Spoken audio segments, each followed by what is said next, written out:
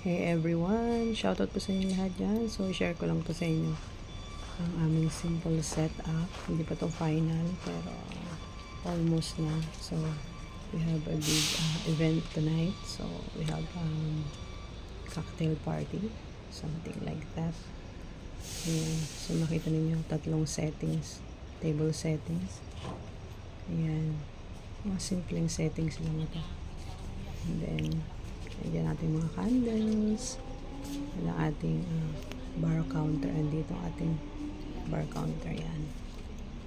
Bali may bartender dyan. So, siya ang naka-assign.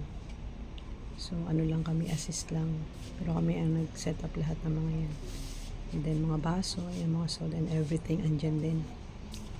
And so, ayan. Andito yung live station. Mamaya dito, pagkakain na sila. And then, yung mga food. Magluluto sila dyan live.